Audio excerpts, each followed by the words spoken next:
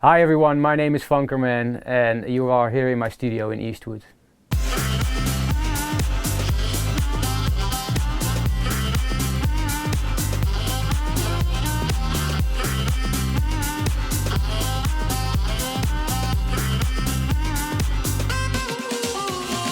We're gonna do a little item together with my friend Raf. We've been best friends for 16 years, so you get to be best friends if you're in the studio all day long. And we're gonna talk a little bit about how we start off a new track.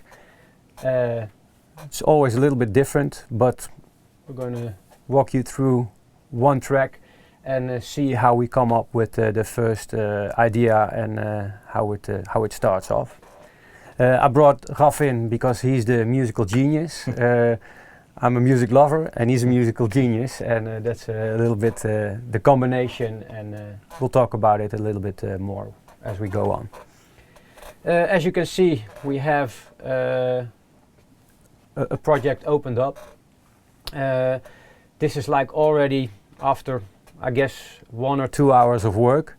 We didn't want to bore you with all the different versions, but I do want to say that every time we do a save, we save like every 15, 20, maybe 30 minutes, we save under a new name.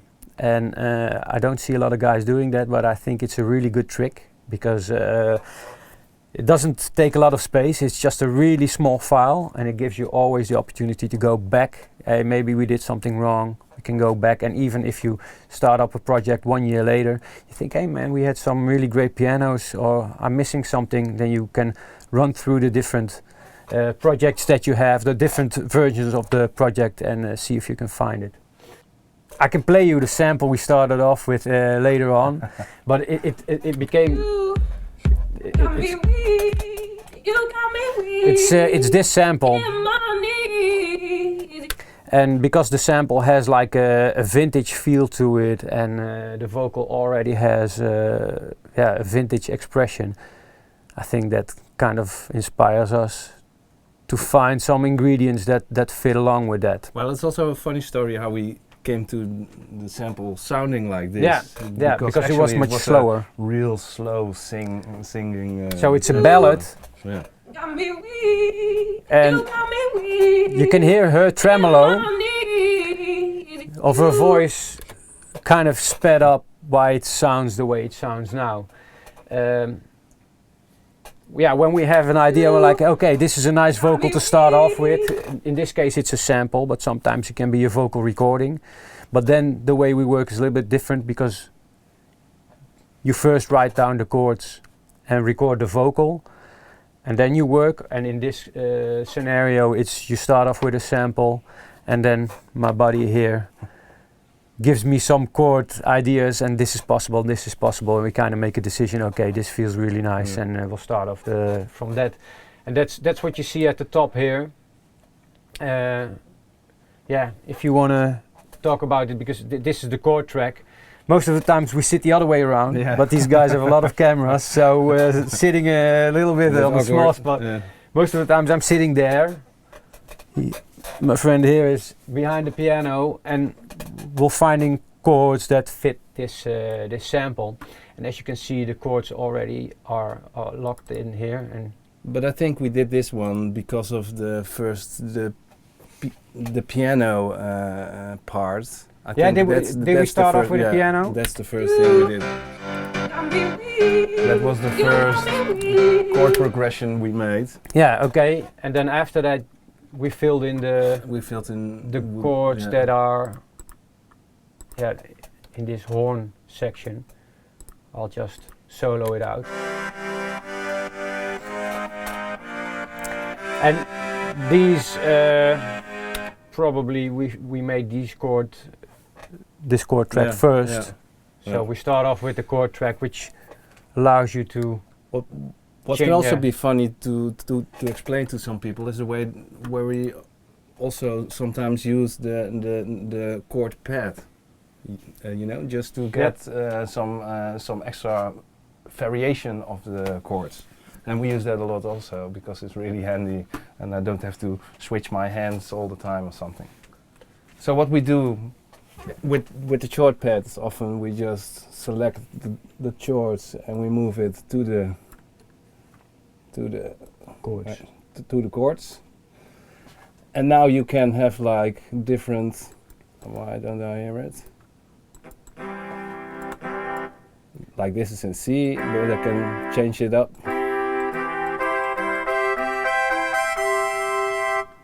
And then it's really easy to find the right sounding chord. And it's also nice because the other ones also change automatically with the changes you made with the first chord. So now, and what you can also do is just switch it a bit to a more sophisticated sounding chord also. We don't use that a lot because then you really change the whole vibe of the chord progression.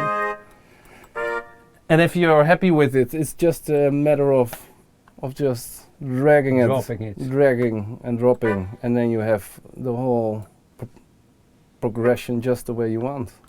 And I think this is really great feature in Cubase. Yeah, I haven't seen it in other programs. I don't know if it is, but for me, it's really great.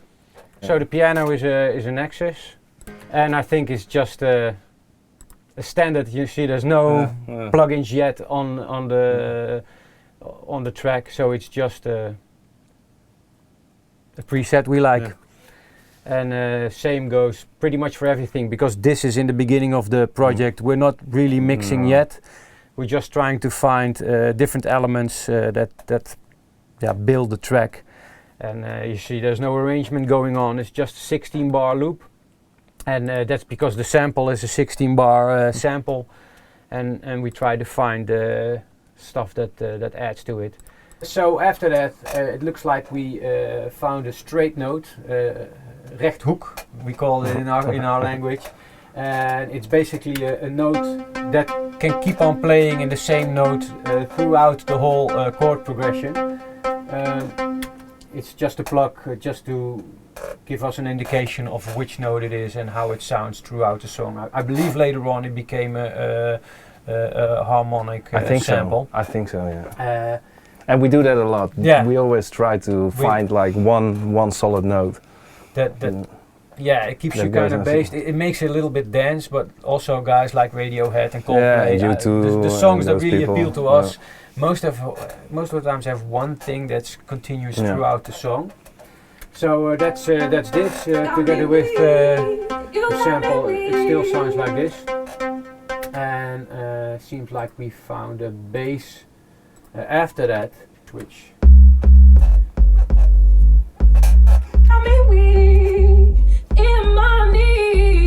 And again, I think because of the vintage sample, we try to find sounds, find kind of way that it's played that adds to. So you can already have a feel together with the piano.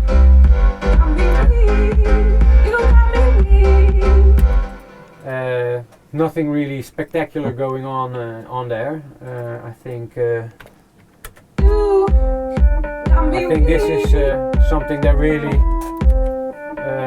makes the song. I think this solo, this lead, it's an organ in contact. Again, we started off the track with nothing on it, no reverbs. I actually prefer producing, starting off a track without any reverbs or delays. I won't say that you can't use it, but maybe if you really need it for the effect, but not to make it sound more pretty. No.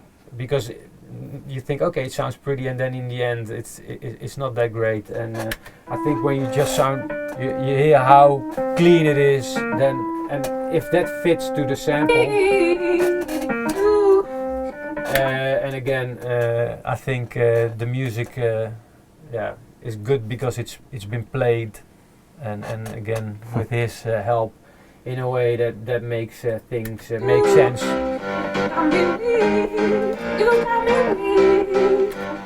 The horns, like I told you in the introduction, it's are just the full chords. Yeah, the full chords. And the funny thing is, we were just before the show, we were talking, and a lot of people are always trying to find the scale of a song, and you even have mixed tools in like key that, and software like that to find out the key of the song. But actually this song is in 2 different keys, so there's not a single key. So if you want to mix it without being out of key, then you'll have to find something that's in the same key, or you just have to find something that's in the same key as the intro and the outro beats. Or just mix it with a drum track. Yeah, then you don't have the problem anymore. And that's maybe a good thing about Cubase. If you have the chords in the chord track, beneath you get the scale, so it finds out the scale for you. Well, you can even go further. You can change the scale and change the whole scale note, and then if you program it nicely, then all the MIDI information also changes with that same chord. So that's cool. It's really cool. We don't do that. We don't do that. No, we don't do that enough. But I think if you're, if I wouldn't have his help with setting up a track, but I would have the chords, then it would be a really easy tool. Yeah, just because it makes sure that you transpose in the right way, and if you play a bass and you hook it up, then it will tell you which notes are wrong or could be in a different note. So the next thing we came up with was a guitar, and as you can hear, this is the first element that took over the straight note we were talking about before. This is now the element that has that hypnotizing thing that keeps the track, in our opinion, a little bit more dense, because it has that continuous thing. Then we thought we were ready with the musical elements, so we added some beats. And again, we tried to find some stuff that adds to the vintage feel of the sample and already the adds that we did. And I think it was that point where we sat down and decided, okay, now it needs something extra, and something a solistic kind of something that pops out when you have like a chorus or a main hook. And we decided we needed a harmonica, which is not the most common instrument in a dance track, but we bought some or a CD with harmonica samples on it, and we started cutting. And I think it's funny to show that we have like 2 things going on, like And first, let me play you the first one.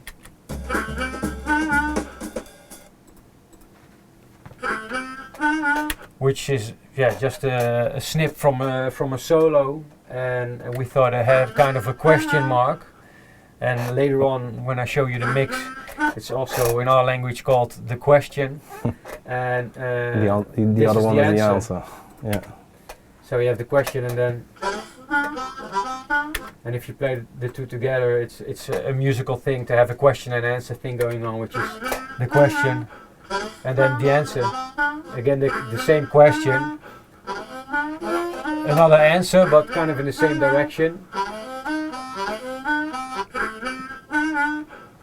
And there you have like an ending that is like the main answer to the whole pile. I think it took us a little bit longer to come up with all these cuts than I'm explaining them right now. But I think this is an interesting feature, and often we try to find a question and answer thing going on. It's I think a music rule that we didn't invent, but we heard somebody else talk about it, and since then we've been calling it question and answer. That's the nice thing. If you have the tempo, and I see that by this little sign in the right corner.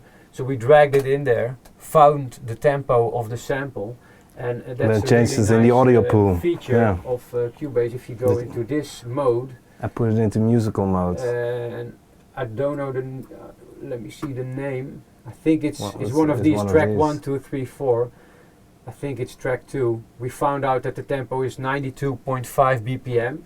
Then you click on the musical. Yeah, it's musical mode. Yeah, musical mode. And if you that it kind of locks it to that tempo. And then if you change your tempo here to the tempo of your track, all your audio changes with it. It changes the tempo, which is amazing. We use it for original productions, but also for my DJ sets.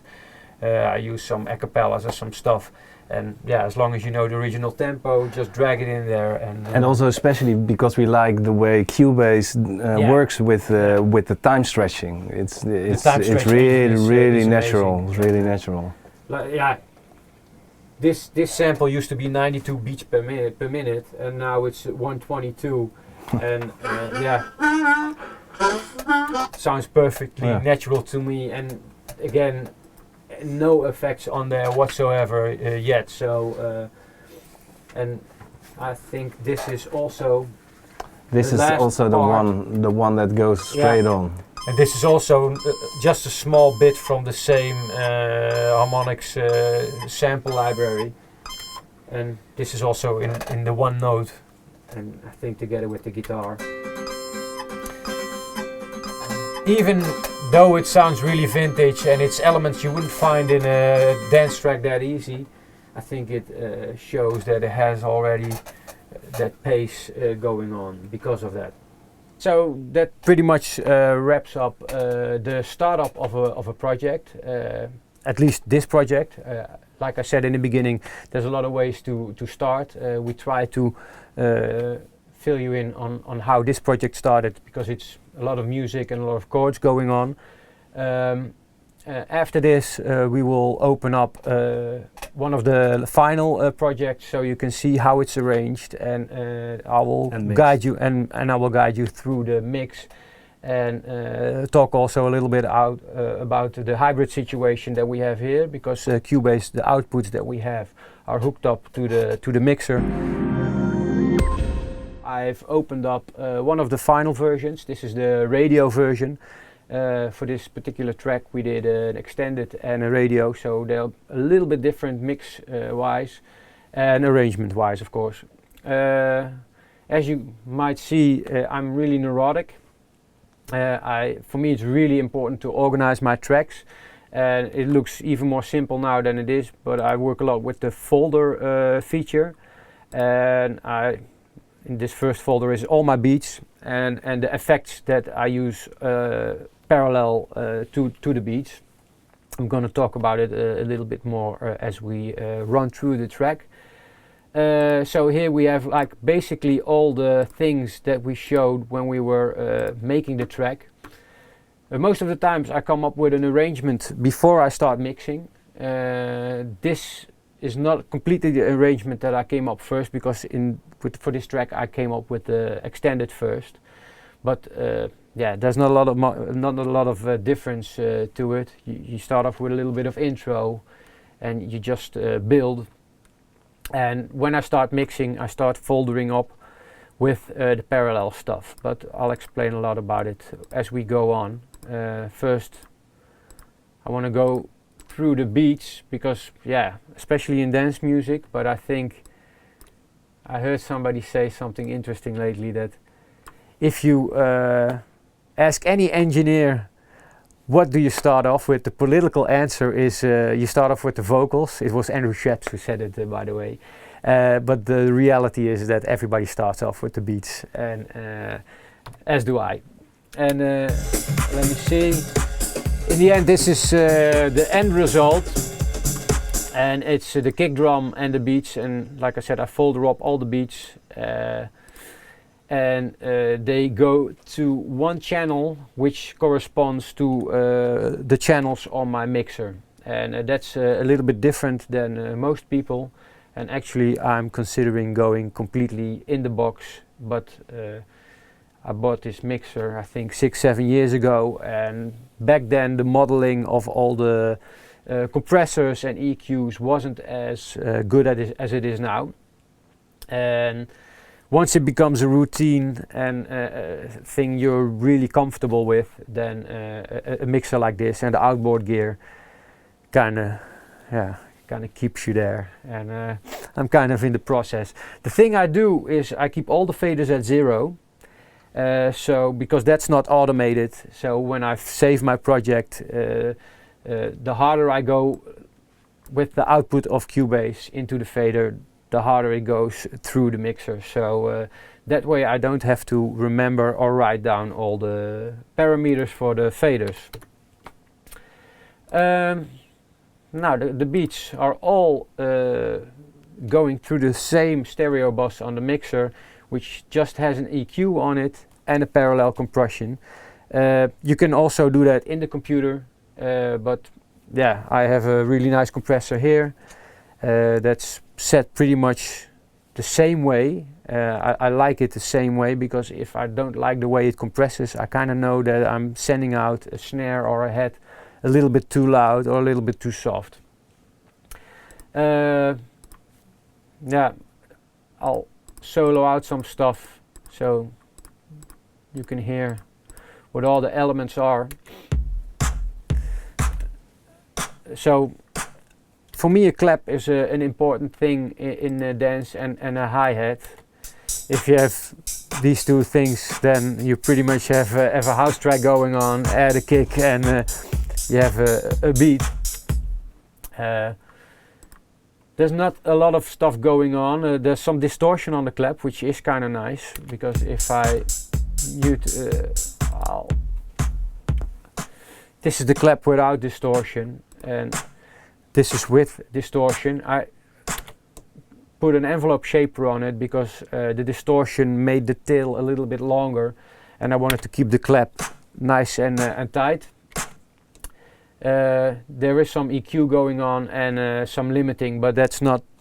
It's just to keep it the peaks from going too high.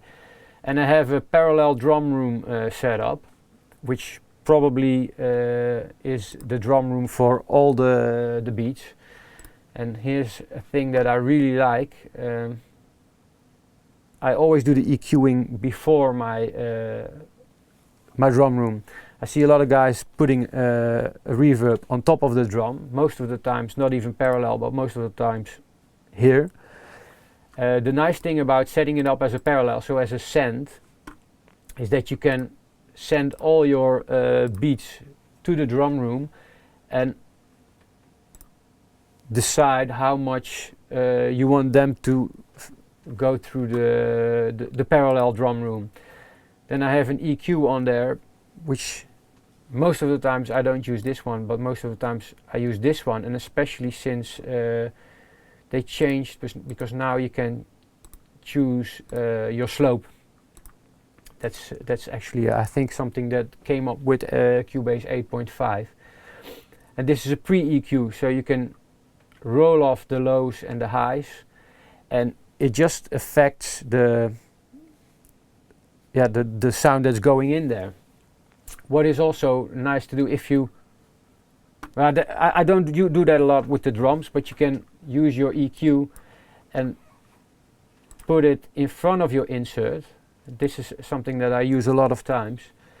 So if you push this button, the EQ is also pre-insert, so it's going to affect the sound that's going into the reverb, instead of having your reverb and coming out and changing that. I don't use that a lot for the drums, but I do that a lot with the reverb on the vocal. Then you have an open hi-hat, which is also a distortion. It's nothing fancy, just a little bit of boosting, but we found out that if you boost the distortion just a little bit, it reduces the volume but gives you more volume. So if you boost it with a distortion just a little bit, you see a 0.3, it probably will go into the limiter with less volume, but the perceived volume is a little bit more. I think it's caused by some harmonic distortion, that the distortion adds to the original sound. There's a stereo tool on there which doesn't do anything, just reduce the width. So in the mix I thought the open head was too wide, too stereo, and I reduced it so it's a little bit more mono, which is something that if you have a track that is supposed to be played on the dance floor, mono is a really important tool. Also the kick is the only thing that is going just to one channel, so one mono channel, so I'm 100% sure that my kick drum is mono and not stereo. Let's see what else. We have a UAD Pultec emulation on there with a little bit of boost on the 16K, and probably I cut a few frequencies that I thought were too high, and that's a good thing about FabFilter. You can just see as an extra tool to hearing what the annoying frequencies are, and I boosted again a little bit high end, a little bit top, and as you see it's reducing 4 dB, but good thing is you can, if you press the Alt, you can see how much you can put it in, because it will also affect the output. So if you want to limit something with the FabFilter, you can see what the best limiting is and go from there. Okay, let's move on to the next thing. It's just a loop, and but it is a loop with, like I told you guys, with a vintage feel. Also, again, I changed the width of the loop. This time I made it a little bit wider, so probably it works together with the hi-hat. That the hi-hat is a little bit more in the center and the loop is a little bit wider, so that makes it easier to mix. And it has a sidechain compressor on it that reacts to the kick, which I have muted now. So you hear it ducking a little bit, which is yeah, a common used trick in dance music. I always try to set the threshold in a way that you hear it when the kick is soloed, but I don't want the loop or anything that I sidechain to have that ducking noise too much. I think it's yeah, a little bit old-fashioned. It used to be an audible trick. I think Daft Punk was the first one who made that really big, and after that, because of the kick is the predominant factor in dance music. If you duck everything a little bit there where the kick is, then you have a little bit more space, so you can eventually raise the volume of your entire track. Same goes for the ride. Probably I have a filter on it. Let me see. It doesn't do anything, it's just on there because maybe I thought of filtering it, but I didn't use it. Also a Pultec emulation of UAD, also on 16K, just a little boost. And also I cut everything beneath 100 Hertz, which I actually don't do that much anymore, because somebody told me that cutting low frequencies that you can't hear anyway will change something which is kind of similar to making an MP3. There is some information here, it's gone now, so your brain will try to come up with the rest. But I'm testing out the theory, and when I was doing this project I thought it was a good idea to cut everything. You see that there is some low information over there that it cuts right now. So yeah, you don't want anything to interfere with your kick and your low end, which is in a ride loop. It doesn't have anything going on in the low end, which is important, so I just cut it. And again, see, I just limited the peaks and gave it a little bit of the same parallel drum room that we set up on the clap and all the other drum elements. Then this song has a short crash, that's how I named it. And I don't know if there's a name for it, but you have a drummer that hits the crash cymbal and then makes sure that he ducks it with his hand. And I thought that was a nice thing to have in a vintage track, that have the, so I kind of have the, and there's a delay on it, but if I cancel out the delay, you can hear that it has, that it's almost like the drummer taking the crash cymbal.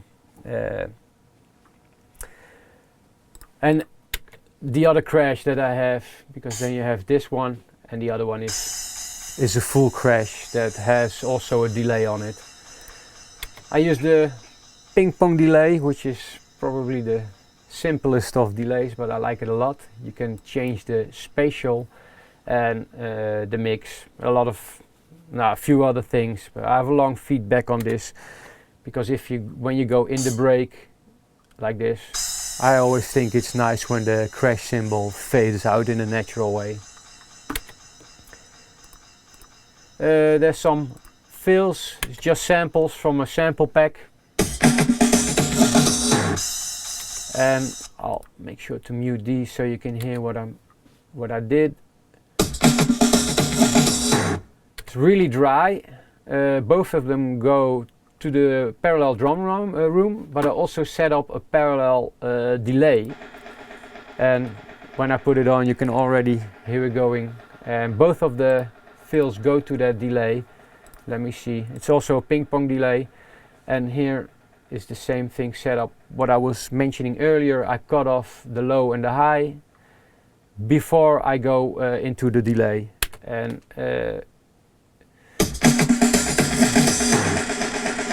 as you might hear, you don't have the feeling there is high and low end missing, but for me the effect of the delay is not cut in any way, but just the sound that is entering, or just the sound that is going into the delay.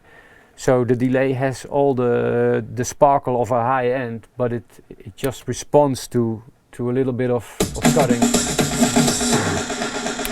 And I put the drum room again as a parallel on the delay, just to make everything fit, all the drums feel like they're in the same room. They're not, they're just different samples.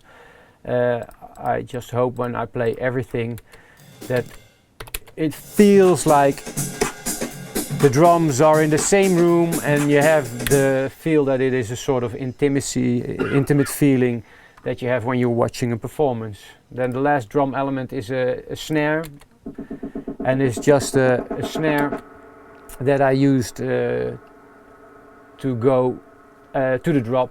So in the end of the break it will rise. Probably there's a filter on it that opens up the more you go to the drop, and it has a reverb on it that is on top here, and as you can see the reverb opens up in the break, and then just before the drop is the fill. I just automated it, drew out the part where the fill is, and then it has like a tail. So if you just how can I? This is just the reverb. Then it's gone, and then you have the tail of the reverb. So I control the volume myself. I know guys who prefer to render the reverb or bounce it or record it. So you just have an audio file. I just didn't go through that trouble, and sometimes I send something else to the same reverb, a rhythmic element like this, but sometimes also a melodic element. Maybe the guitar is also sent through there. No. So let's skip the beats. I think you guys know by now how it works, and go to the bass, which in this song consists of 3 different bass lines. I took 2 low basses, which are in 2 different octaves. So the low bass down is the lowest octave that was kind of audible, and I like to have that low end, and sometimes this is easier than just raising your EQ on your bass, because that's also a way you can add low end. But if I just double the track, and as you can hear, this is the high part of the bass, I try to mix it on 2 different speaker sets. So this bass gives me a feeling of bass on the NS10s, which for me are a reference how people listen to the music in their car or at a small radio or at their work or whatever. And the bigger speakers respond better to the low bass, which for me has like a reference to the dance floor. Not every track I use the separation, but for this one probably also because the bass is divided over almost the whole octave. If you have a bass note just in one note, or the notes are really close to one another, then you can use just one track and it will be okay. But now, because the bass goes up, if I just use the top bass, it will have some low end here, but with the high notes, and especially here at the end, it doesn't have any low end anymore. So that's probably why I chose to have a second layer with just the low end. And I have something that's a little bit more distorted, and probably when you hear it together with all the beats, it doesn't feel like three bass lines. It's just one bass line. So I was explaining you guys that there's like bass separation, and the last bass sound is just the top with a bit of distortion on it. Maybe not even on it. Oh, I made it stereo. So with an easy tool, I don't know if it's available anymore. It's a tool that we've been carrying around for a long time. But there's a lot of stereo tools that you can use for this, just to separate the low bass and the higher bass. And if I play everything together, the beats and the bass, and especially if you go to the smaller speakers, the three bass lines won't sound as three different basses. It's just one bass sound. I just made sure that on different sets of speakers you have an audible bass. And even, I don't know if the camera picks up on that, but I have a really small, like, computer speaker in the that I use sometimes for reference, to make sure that all the music is also on the small speakers. You can hear everything, and as you guys can hear, maybe not on the video, but the bass line is audible on the smaller speakers as well. So that way I'm happy with the song. You don't always necessarily need that. If I would make a remix that's just for the dance floor, then the bass line, it's not that important that I can hear it on smaller speakers, because if it's just for the dance floor, just a club remix, it will be just played in the clubs anyway. So that's, like I said, the political answer to how do I start my mixes. I start with the vocals, but in the end, if you have this, so the drive of your track, bass line and beats, and when this is to your liking, then you're halfway there, and you can just start filling the beautiful stuff. And this is something that's like the first melodic thing. This is actually the straight guitar, which is derived from the one note we were talking about earlier. And I actually bounced the audio, probably because I needed a little bit more CPU. But if I remove this, probably it will be a really clean guitar. And I have a guitar rig on there. So this is how we started out. And with the guitar rig you get a little bit more sense of a real guitar. I chose a preset that's not like with a lot of distortion, but keeps it really acoustic. And then again, parallel, I have a Waves plugin, the Chris Lloyd LG guitar, stereo, and yeah, it's just a preset that I liked to add. And this is something that that's how I work. Eventually I take the original guitar and the one that's on parallel, and both of them I send to one group, so one bus. I know a lot of guys use a VCA fader. It's kind of the same. You don't have latency. I like to use a group. So if you take your original and your parallel and you add it to a group channel, it will add a group channel in the group channel section, but I already have it here. What I like about it is if it goes to a group, I can alter the EQ. So I changed a little bit of the EQ settings on the group, so from the original guitar and the parallel effect. I EQ'd it, so I took out a few frequencies that were too loud, took out the low, and I rolled off a lot of the top, which gives a little bid of room for the drums. But sometimes when I roll off the top of a lead, or in this case a guitar, it feels like you're using analog equipment. Maybe if you guys try it out, a lot of the analog module stuff has an analog button on it, and if you put it on, it just rolls off a little bit of top and adds a little bit of noise.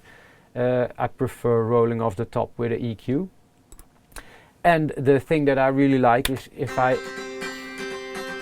send all the parallels and everything to this one group and I put a limiter on there, I'm 100% sure that none of the effects and none of the original sound is peaking above the output that I designed.